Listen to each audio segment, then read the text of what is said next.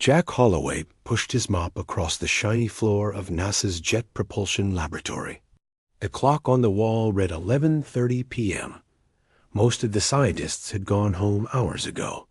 Jack liked the quiet night shift. Nobody bothered him, and he could. Think dot at 45. Jack had the kind of face people forgot. Average height, graying brown hair, and shoulders that slumped just enough to make him seem smaller than he was. He wore the standard blue uniform with "Maintenance" stitched on the pocket. The ID badge clipped to his shirt simply read Jack H. Nothing special, nothing to remember. Jack turned a corner and slowed his pace. Voices echoed from conference. Room B. This was unusual for midnight on a Tuesday. He kept mopping, moving closer to the partly open door. The Keldarian delegation will arrive at 0900 tomorrow, said a woman's voice. This is humanity's first official contact with an alien species. Everything must be perfect. Jack recognized the voice as Dr. Lydia Marshall, the head of the newly formed Extraterrestrial Relations Department. The announcement of aliens coming to Earth had shocked the world 3 months ago. After decades of searching the stars, the aliens had simply shown up one day, broadcasting greetings in perfect English. Security protocols are in place, a man responded. The president will attend via secure video link. Remember, these Keldarians have technology centuries beyond ours. We need to make a good impression. Jack moved his mop past the door without looking inside. His movements were practiced, efficient. Nothing about him suggested he was listening closely to every word. He finished the hallway and moved to the next section. As he worked, his mind organized what he had heard. Jack wasn't just a janitor. Few people knew that he had spent 20 years as a Navy SEAL before taking this job. Even fewer knew about his special training in the military's top secret Xenolinguistics program, a program created after unexplained signals were detected from deep space in the early 2000s. Jack had learned 7 Earth languages during his service. Then he had spent 5 years in an underground facility learning theoretical alien language structures. The program had been shut down, deemed a waste of resources. Jack and his fellow specialists had been given new identities and sent to live normal lives. Some thought it was paranoia. Jack thought it was preparation. And now, aliens were coming to JPL. Tomorrow. Jack finished his shift at 6 a.m. He drove his old pickup truck to his small apartment, showered, and slept for exactly 4 hours. When he woke, he made coffee and turned on the news. The Galdarian ship had landed. Cameras showed tall, blue-skinned beings with 4 arms walking down a ramp. They wore elaborate uniforms with many badges and symbols. Their heads were hairless, with ridges running from forehead to neck. Their eyes were large and solid black. Jack watched carefully, noting their posture, the way they arranged themselves by height, the specific gestures they made to each other. His trained eye saw what most would miss. This was a military hierarchy, not a diplomatic one. At 8 p.m., Jack returned to work. The building buzzed with excitement, despite the late hour. Security was tight. Jack showed his badge 4 times before reaching his supply closet. "Big day, huh?" said Gary, another janitor, as Jack collected his cleaning cart. "Sure is," Jack replied with a smile that didn't reach his eyes. "Extra work for us, though. They've got me cleaning the West Wing bathrooms twice a shift now. Those aliens are using our toilets. Can you believe it?" Jack nodded, acting impressed. Wild times. He pushed his cart toward the main conference area where the Keldarians were being hosted. A guard stopped him. "Sorry, this area is restricted." Tonight, Jack pointed to a work order on his cart. Dr. Marshall requested a cleaning. Coffee spill in room 237. The guard checked his tablet. "Oh, right. Go ahead, but be quick." Jack nodded and pushed through the double doors. The hallway was busy with scientists and military personnel. Nobody looked at him.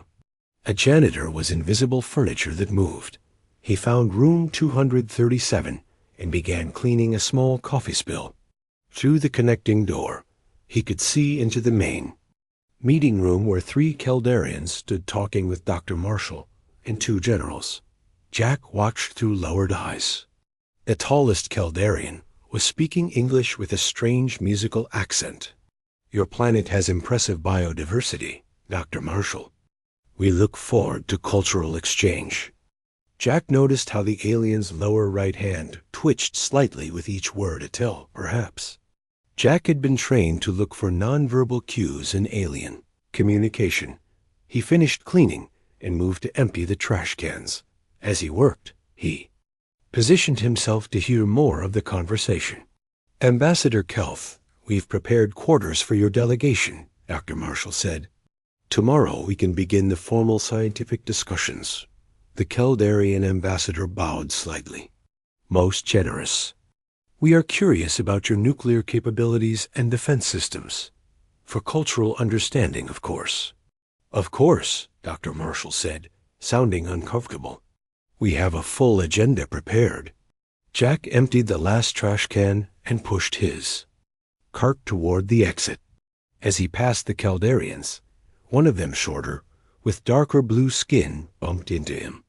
"Apologies, service human," the alien said dismissively, barely glancing at Jack.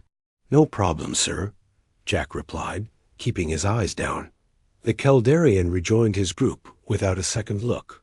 Jack pushed his cart out the door and down the hall. No one noticed how carefully he had observed the aliens' uniforms, the symbols on their collars, the way their fingers moved when they spoke Dot in the supply closet. Jack quickly wrote detailed notes in a small notebook, using a shorthand he had developed during his training. He documented everything he had seen and heard Dot as the night progressed. Jack made sure his cleaning route took him past the Caldarians multiple times.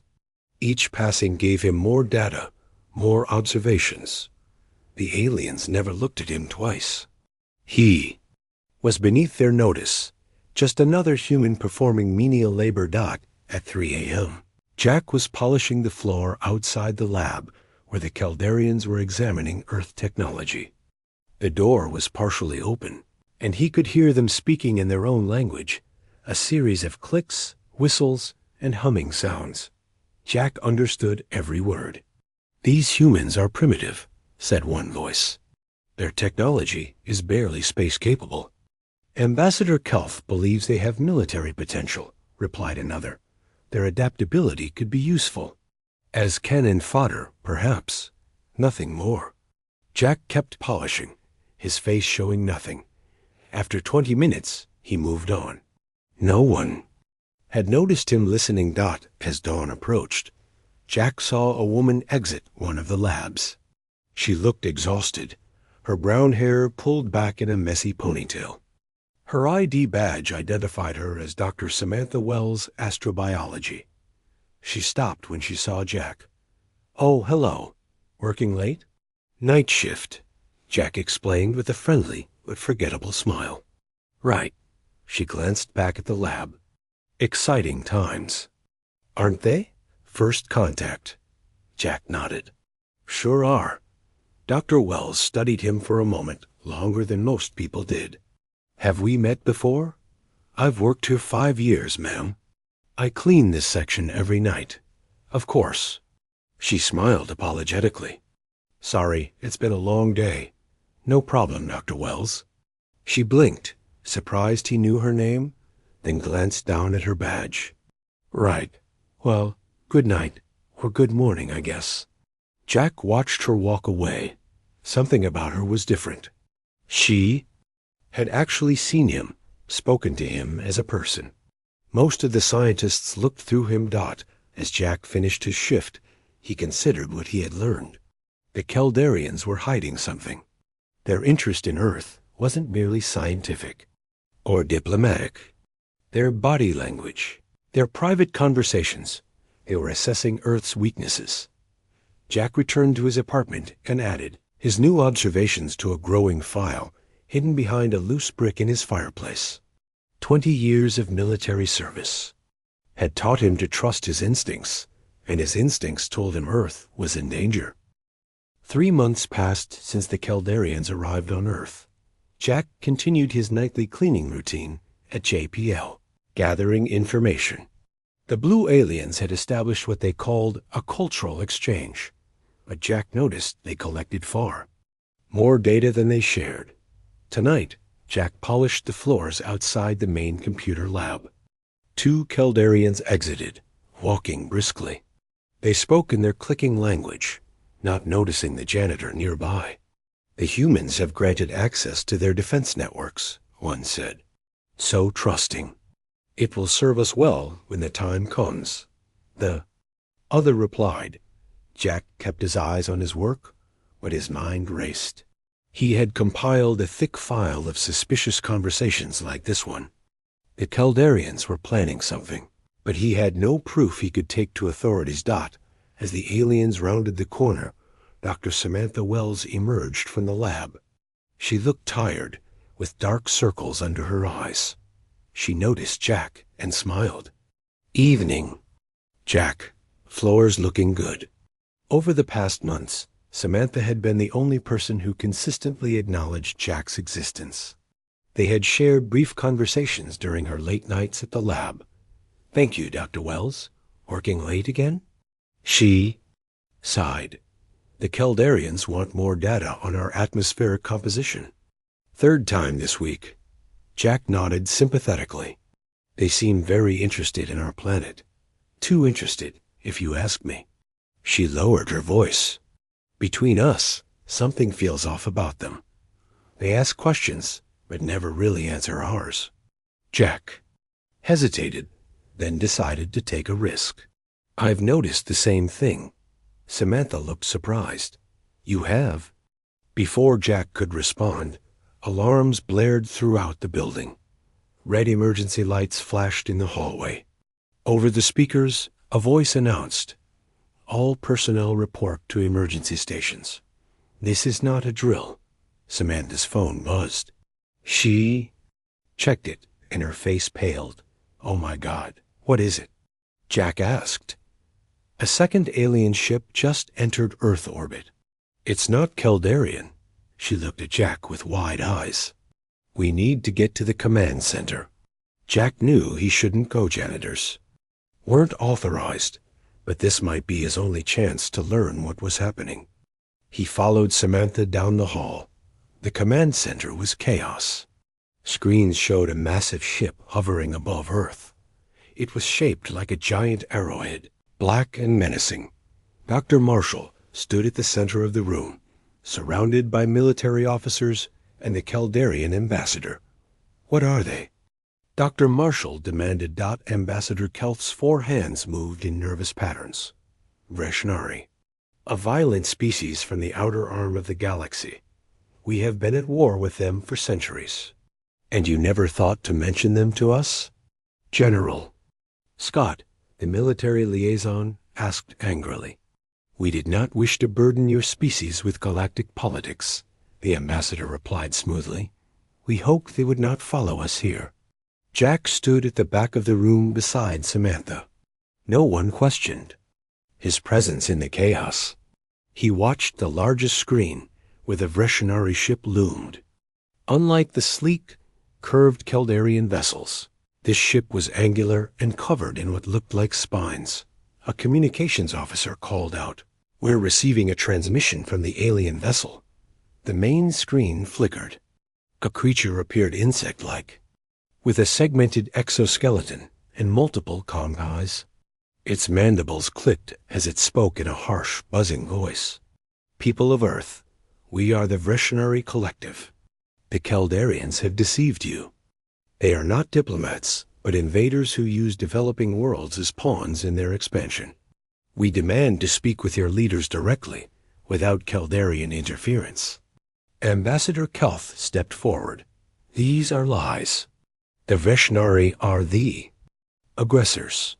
They want your resources and will destroy your civilization to get them. The room erupted in arguments. Jack studied both aliens carefully. The Vreshnary's posture was defensive, not threatening. The Keldarian's lower arms were making. The subtle movements Jack had learned indicated deception. General Scott shouted for quiet. "We need to decide how to respond." "Allow me to translate for you," Ambassador Kelth offered. "The Vreshnari dialect is complex. Your translators will not capture the nuances." Jack saw the trap immediately. If the Keldarians controlled communication, they could manipulate both sides. He had to do something. He moved closer to Samantha and whispered, "The Keldarians are lying." "I can prove it." She looked at him in shock. "What? How?" "I understand both languages. I need to get to that communication terminal." Samantha stared at him. "You're a janitor." "That's my job, not who I am. Please trust me. Earth is in danger." Something in his eyes convinced her. She nodded and led him to a computer station at the side of the room. No one noticed them. All eyes were on the aliens. "What now?" she asked. "I need to record the Vreshnari transmission directly, before the Keldarians can alter it." Jack's fingers flew over the keyboard with practiced skill. "I also need 5 minutes alone with this data." Samantha hesitated, then nodded. "I'll create a distraction. Use the side room there." She walked to the center of the room and pretended to stumble, knocking into a table of equipment. As everyone turned toward the noise, Jack slipped into the small conference room with a downloaded copy of the transmission. Working quickly, he analyzed the Vreshnari language patterns. His training kicked in, and soon he had a rough translation. Reed confirmed his suspicions. The Vreshnari weren't threatening Earth, they were warning it. Jack returned to the command center as ambassador. Kelth was finishing his translation of the Vreshnari message.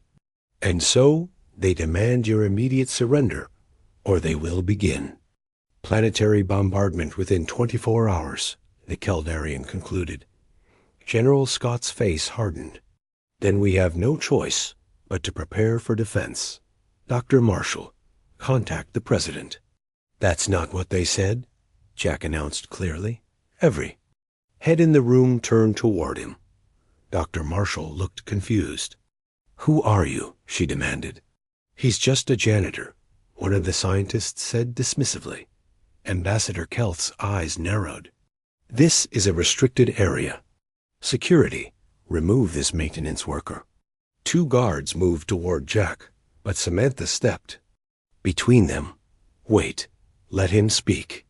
General Scott raised his hand, stopping the guards. "What do you mean?" "That's not what they said." Jack stood straight, dropping the slouch he had cultivated for years.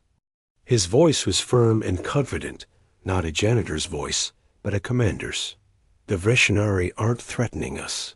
They're warning us that the Keldarians have done this before, established diplomatic relations with developing planets, then manipulated them into conflicts with other species. Once the planet is weakened or dependent on Keldarian protection, they take control." The room fell silent. Ambassador Kelth's skin darkened with anger. "This is absurd. A cleaning drone cannot understand complex interstellar communications." "I understand enough," Jack replied. He turned to Dr. Marshall. "The Vreshnari are requesting a direct meeting with Earth representatives, without Keldarian involvement. They're offering to share their records of Keldarian activities on other worlds." "He's lying," Ambassador Kelth shouted. General Scott studied Jack carefully. "How do you know this?" Before Jack could answer, alarms blared again. The officer at communications called out, "Multiple small craft launching from the Keldarian mothership. They're powering weapons." The Keldarian ambassador backed toward the door. "We must protect ourselves from Vreshnari aggression.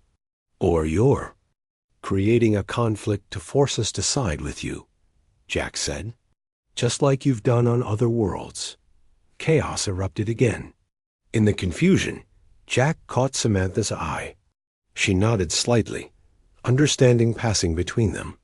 Something big was happening, and somehow this janitor was at the center of it all.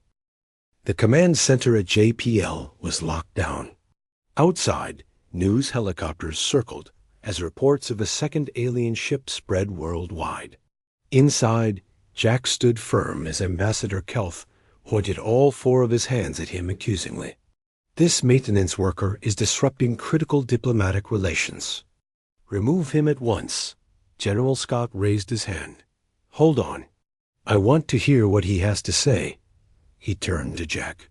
You have 30 seconds to explain yourself. Jack looked directly at the general.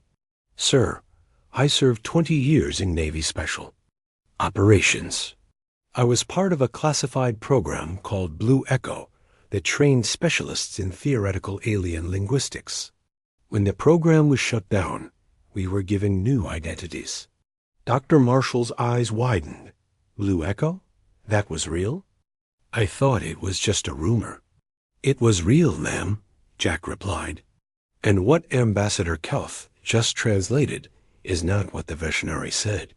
They're not threatening Earth. They're warning us about the Keldarians. The room fell silent. General. Scott studied Jack's face carefully. Can you prove this? Jack nodded toward the computer. Let me speak directly to the Visionary. You'll hear the truth. Absurd, Ambassador Kelth shouted. A primitive cleaning drone cannot speak interstellar languages. Let him try, Samantha said, stepping forward. What do we have to lose? General Scott considered for a moment, then nodded. Do it. A security officer moved to block Jack. Sir, this man doesn't have clearance. He does now, the general replied. Give him access. Jack sat at the communications console. He typed quickly, activating the direct channel to the Visionary ship. The insectoid alien appeared on screen again. Jack made a series of clicks, hums, and whistles, the basic greeting pattern of Visionary communication. The alien's compound eyes widened visibly. You speak our language, human? The Visionary asked in its buzzing voice. Enough to understand, Jack replied in the same sounds. I know the Keldarians are not being truthful about your message. The Visionary's mandibles clicked rapidly, their version of nodding. The Keldarians are resource pirates. They have destroyed 17 developing civilizations in the past century. We track them to warn others. Jack translated this for the room. Ambassador Kelth's blue skin darkened with rage. Lies. The Visionary are the aggressors. They want to turn you against us. Jack continued speaking with the Visionary. Can you provide evidence of Keldarian activities? We can transmit our historical records, the alien replied. We also offer to meet in person, on neutral ground, with no weapons. Jack relayed this to General Scott, who looked troubled. How do we know which alien to trust? Look at their actions, Jack suggested. The Keldarians have been collecting data on our defense systems for months. They launched weapons as soon as the Visionary arrived, and now they're trying to stop direct communication. Ambassador Kelth stepped toward the door. This is an outrage. I must consult with my delegation. I think it would be better if you stayed, Ambassador, General Scott said. Two security officers moved to block the exit. Dr. Marshall approached Jack. If what you're saying is true, we need to inform world leaders immediately. Jack nodded. The Visionary are offering their historical records. That would be a start. Transfer coming in now, the communications officer announced. As data flowed into JPL's computers, Samantha began analyzing it. These appear to be records of multiple planetary systems. Astronomical data matches what we know about nearby stars. Jack studied the images appearing on screen. They showed beautiful worlds transformed into mining operations, their surfaces scarred by massive excavations. The final images of each planet showed barren, lifeless rocks. This is what they do, Jack said quietly. They befriend developing civilizations, create false conflicts, offer protection, and then take control. They strip the planet of resources and move on. Preposterous fabrications. Ambassador Kelth shouted, but his confidence was clearly shaken. General Scott turned to his communications officer. "Get me the president, now." For the next several hours, JPL became the center of a global crisis. Leaders from major nations joined video conferences. Scientists analyzed the Veshinari data. Military forces worldwide went on high alert. Jack worked with Samantha to translate more Veshinari communications. Each exchange revealed more about the Keldarians' true nature. "Why did you come to warn us?" Jack asked the Veshinari commander. "Your world has unique biological diversity. The Keldarians would destroy it for mineral wealth alone. Such waste cannot be allowed." Late that night, Jack found himself in a small conference room with General Scott, Dr. Marshall, and several government officials. The Keldarian delegation had been confined to their quarters under guard.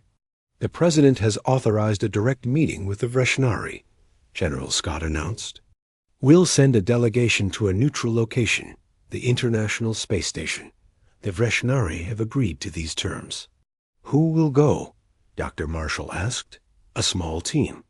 Myself, 2 diplomats, and a scientific advisor." The general looked at Jack. "And we need someone who can communicate directly with them." Jack nodded. "I'll go." "There's something else you should know," Dr. Marshall said, opening a file. "We've been researching this man who calls himself Jack Holloway. His real name is Commander John Holloway, United States Navy." She placed a photo on the table showing a younger Jack in military uniform receiving a medal. Commander Holloway was one of our most decorated special operations officers. He led the Blue Echo program until it was shut down in 2015. After that, his record goes dark. Everyone in the room looked at Jack with new respect. He remained calm, his face revealing nothing. "Why did you hide as a janitor all these years?" Samantha asked quietly. "Those were my orders," Jack replied simply. "Watch and wait. Report any signs of extraterrestrial contact to a special number." When the Keldarians arrived, I called it. The line had been disconnected. "So you decided to handle things yourself," General Scott said. "It wasn't a question." "Someone had to," Jack answered. A young lieutenant entered the room. "Sir, we've intercepted communications from the Keldarian quarters. They're attempting to contact their mothership." "What are they saying?" General Scott demanded. The lieutenant looked uncomfortable. "We don't know, sir." "Our translators can't—" "Let me hear it," Jack interrupted. They played the recording. Jack listened carefully to the series of clicks and whistles. "They're ordering an attack," he said grimly. "They plan to destroy the Veshinari ship and blame it on us. Then they'll offer to protect Earth from further alien threats." General Scott immediately stood. "Sound the alarm. Get all personnel to secure locations. And get me direct contact with the Veshinari ship now." As the room erupted into activity, Samantha touched Jack's arm. "All this time you were watching them, and they never even noticed you." "That's the advantage of being invisible," Jack replied. "People tell secrets in front of the cleaning staff. Even aliens make that mistake." Through the window, they saw the night sky light up as energy weapons fired from the Keldarian mothership toward the Veshinari vessel. The first shots in an interstellar conflict had been fired, with Earth caught in the middle. Bright flashes lit up the night sky as the Keldarian ship fired upon the Veshinari vessel. To everyone's surprise, the shots dissipated against an invisible shield surrounding the insectoid alien's ship. "The Veshinari have defensive technology," Jack explained as they watched from the command center. "They came prepared for Keldarian treachery." General Scott barked orders into his headset. "I want our missiles ready, but do not fire unless I give the command." The communications officer called out, "Incoming transmission from the Veshnari." On the main screen, the insectoid commander appeared. Its mandibles clicked rapidly as it spoke. "We have contained the Caldarian attack. We will not respond with force unless necessary. Our offer of peaceful meeting stands." Jack translated for everyone. Dr. Marshall stepped forward. "The International Space Station isn't safe now. We need another neutral location." "The Veshnari suggest their ship," Jack said after exchanging more clicks and whistles with the alien. General Scott shook his head. "Too risky. We'd be at there." "Mercy, what about a midpoint?" Samantha suggested. "A shuttle in orbit between both ships?" After discussion, all parties agreed. In 3 hours, a NASA space shuttle would carry a small Earth delegation to meet the Veshnari in orbit. The Caldarians were not invited. Ambassador Kelth, now under guard, protested loudly. "This is a grave mistake. The Veshnari will destroy your representatives, like you tried to destroy them?" Jack asked calmly. The blue alien hissed at him. "You are a simple maintenance drone. How dare you speak to me this way?" Jack simply turned away.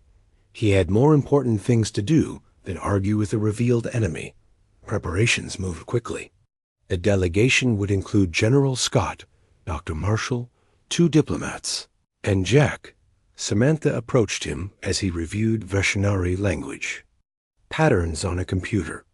They're issuing you a uniform," she said. "No more janitor's clothes." Jack looked up and smiled slightly. "I've grown attached to this uniform. It's gotten me into places I'd never go otherwise." "Like alien confrontations?" "Exactly." His smile faded. "I'm concerned about what happens next. The Caldarians won't give up easily." Samantha sat beside him. "I've been wondering, why did they shut down your program?" "Blue Echo seems pretty important now," Jack sighed. "Politics, budget cuts. Some people thought preparing for alien contact was a waste of resources." He shook his head. "We had 20 specialists trained in theoretical xenolinguistics. Now I don't know where any of the others are." "At least we have you," Samantha said softly. 2 hours later, Jack stood on the launch pad wearing a NASA flight suit. The shuttle loomed above them, fueled and ready. General Scott reviewed final security measures with his team. "We still don't fully trust either alien species," he told Jack quietly. "We're going in cautious." "Good," Jack replied. "The Veshnari seem truthful, but we've only just met them." The boarding call came. As they climbed into the shuttle, Dr. Marshall handed Jack a small device. "Universal translator," she explained, "based on your notes on both languages. It won't be as good as you are, but it might help." "Thank you," Jack said, genuinely surprised by the gesture. The launch was smooth. In 20 minutes, they were in orbit. Through the windows, they could see both alien ships, the sleek blue Caldarian vessel and the black, spined Veshnari ship. Approaching rendezvous point, the pilot announced.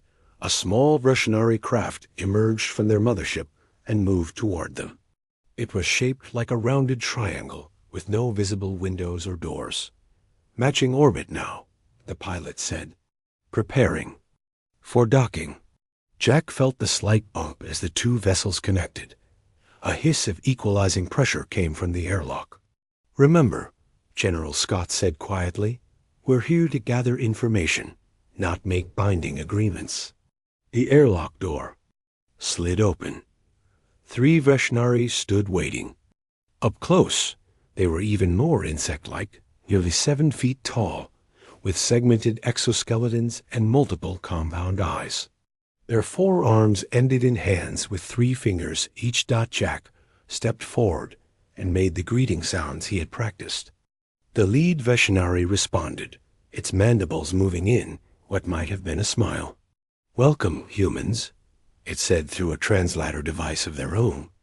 "I am Z. Kairik, third commander of the Vreshenari Collective. Introductions were made. The Vreshenari moved with careful precision, as if trying not to appear threatening. They sat at a small conference table in the shuttle's main cabin. "We have monitored the Caldarians for many cycles," Z.K. Ritt explained. "They find developing worlds with abundant resources, establish diplomatic relations, then create conflicts that make those worlds dependent on Caldarian protection. Like they tried to do with us," Dr. Marshall said.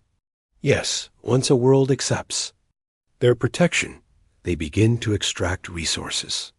When they finish, they leave behind a depleted planet." General Scott leaned forward. "Why do you care what happens to Earth?" The Vreshenari's compound eyes shifted slightly. "We were once like you. Many cycles ago, the Caldarians came to our homeworld. They took much before we understood their true nature. Now we track them and warn others." Jack studied the alien carefully. "You risked much to come here. Your world has unique life forms," Z.K. Ritt replied. "Such diversity should be preserved, not exploited." As they continued talking, Jack noticed a small device on the wall begin to blink. His military training recognized it immediately a communications jammer. "General," he said quietly, "something's wrong." Before anyone could react, the shuttle shuddered violently. Warning lights flashed. "We're being targeted by Caldarian weapons." The pilot shouted from the cockpit. The Vreshenari commander rose quickly. "We must return to our ship. You will be safer there." "It could be a trap," General Scott said to Jack. "If they wanted to harm us, they could have done it already," Jack replied. "I think we should go." Another blast rocked the shuttle. Systems began to fail as emergency lights came on. "Life support damaged," the pilot reported. "Oxygen levels dropping." There was no time for debate. They evacuated to the Vreshenari vessel, moving through a strange curved corridor with walls that seemed to pulse slightly. Inside, the Vreshenari ship was surprisingly beautiful. The walls glowed with soft bioluminescence in patterns that shifted and changed.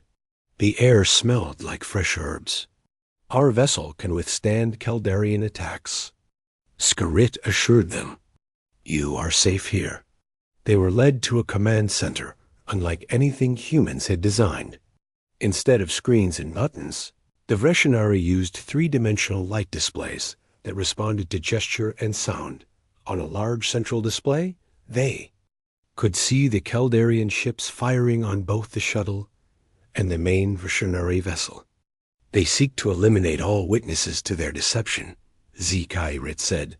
"Now they will claim you were killed by us." Jack watched as the Vreshenari operated their systems with practiced efficiency. They made no aggressive moves, only maintained their shields. "Why don't you fire back?" he asked. "Violence is a last option," Z.K. Ritt replied. "We have learned better ways." The Vreshenari commander touched a control surface.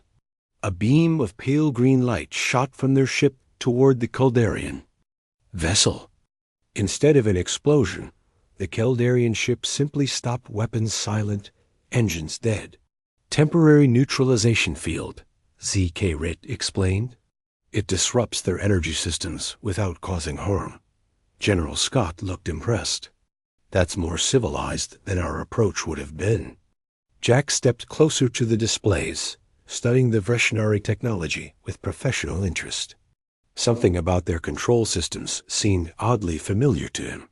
The patterns, the logic of their design, he had seen something like this before, but couldn't place where .zk single quotes RIT noticed his attention. "You recognize our interface design?" "It seems familiar somehow," Jack admitted. The Vreshenari made a sound like gentle chimes, their version of laughter. "Perhaps we should discuss your people's first venture beyond your solar system, the one your government has kept secret." Silence fell over the Vreshenari command center. General Scott and Dr. Marshall exchanged nervous glances. Jack kept his face carefully neutral. I'm not sure what you're referring to, General Scott said finally. Z. Carrot's compound eyes focused. On Jack. I believe your quiet friend does. All eyes turned to Jack. He took a deep breath. Some secrets were meant to be kept. Others needed to come to light. Project Starfall, Jack said quietly. 2019. We sent a small craft beyond Pluto using experimental drive technology. It was supposed to be a simple test flight. General Scott's face hardened. That information is classified at the highest level. How do you know about it? Because I was there, Jack replied. I was the mission's communication specialist. Dr. Marshall looked shocked. There's no record of any manned mission past Mars. There wouldn't be, Jack said. The mission was erased from all public records after what we encountered. Skurrit made a soft clicking sound. Your ship entered a region where our people were engaged in conflict with another species, the Neverends. Jack nodded slowly. We appeared in the middle of a space battle. We had no idea what was happening. What happened next is why I recognized you, Commander Holloway, Z. Carrot said, using Jack's real name and rank for the first time. Jack closed his eyes briefly, remembering. Our captain was killed in the initial confusion. Our ship was damaged. I took command and managed to establish communication with both sides. Neither had encountered humans before. Your actions prevented a greater war, Zizgarit said. You negotiated the Proxima Accords, which ended that regional conflict. The other? Humans stared at Jack in disbelief. He continued, when we returned to Earth, the government decided humanity wasn't ready to know about interstellar politics. The mission was classified. We were given new identities and scattered across the country. I don't understand, Samantha said from the doorway. She had joined them on the Vreshinari ship during the evacuation. If you helped create peace, why hide it? Fear, Jack said simply. Fear of panic if people learned we weren't alone. Fear of being drawn into conflicts we couldn't win. Skurrit moved to a control panel and brought up a three-dimensional image. It showed a younger Jack in a different uniform, standing between a Vreshinari and a tall, gray-skinned alien with 6 eyes. The Proxima Accords were a significant achievement, Z.K. Ritt said. Commander Holloway showed remarkable understanding of interspecies psychology. He created a framework for peace that lasted for years. Until the Keldarians destroyed the Nevorans, Jack said grimly. That's what happened, isn't it? Zirit's mandibles clicked sadly. 5 years after your visit, the Keldarians found the Nevoran homeworld. They followed their usual pattern. Now that world is a mining colony, and the Nevorans are nearly extinct. General. Scott looked at Jack with new respect. Why didn't you say something when the Keldarians first arrived? My orders were to observe and report through proper channels, Jack replied. When those channels didn't respond, I did what I could from my position as a janitor. Skurrit suddenly straightened. Attention. The Keldarian diplomatic shuttle is approaching Earth's defense fleet. On the display, they watched as a small Keldarian vessel moved toward Earth. Multiple military satellites tracked its approach. They're broadcasting a message. A Jeshore operator reported. The message played through the ship's communication system. It was Ambassador Kelth's voice. People of Earth, the Vreshinari have captured your delegation and killed them. This is an act of war. Allow us to protect your world from these aggressors. They're trying to turn Earth against us, Zika Rit said. Jack stepped forward. We need to get back to Earth immediately. We have to show everyone we're alive. We can transport. You, Z.K. Rit offered. Our shuttle is faster than your vessels. General Scott nodded. Let's go. As they prepared to depart, Z.K. Rit approached Jack privately. Commander Holloway, there is something you should know. In our culture, your actions at the Proxima negotiations earned you a significant rank. You are recorded in our historical archives as a peacemaker of the highest order." Jack smiled slightly. "I was just doing what needed to be done." "A trait of true leadership," Z-Carit replied. They boarded the Vreshinari shuttle, which was far more advanced than anything humans had built. The journey back to Earth took minutes rather than hours. As they approached JPL, they could see military vehicles surrounding the facility. The Keldarian delegation had been detained, but Ambassador Kelth was addressing world leaders via video, spinning a tale of Vreshinari aggression. Their shuttle landed on the main pad. Armed soldiers surrounded them immediately. Jack stepped out. "First, hands raised. General Scott is with me," he called out. Dr. Marshall, too, were all unharmed. A flurry of activity followed. The soldiers lowered their weapons. News cameras captured the moment as the supposedly dead delegation returned safely. In the main conference room, they confronted Ambassador Kelth. The Keldarian's blue skin had paled considerably at the sight of them. "Your deception is over," General Scott told him. "We know everything." World leaders connected via video looked on as Jack presented evidence of Keldarian activities on other worlds. The Vreshinari shared their historical records. Earth's leaders agreed unanimously to end relations with the Keldarians and open diplomatic channels with the Vreshinari instead. Ambassador Kelth and his delegation were escorted to their ship and ordered to leave Earth's solar system, never to return. Later that evening, a special ceremony was hastily arranged in the JPL auditorium. The president addressed the gathering via secure video. "Today, we learned that heroes come in many forms," the president said. "Sometimes they're right in front of us, quietly doing their duty without recognition." Jack stood uncomfortably in his janitor's uniform. He had refused to change, despite offers of more formal attire.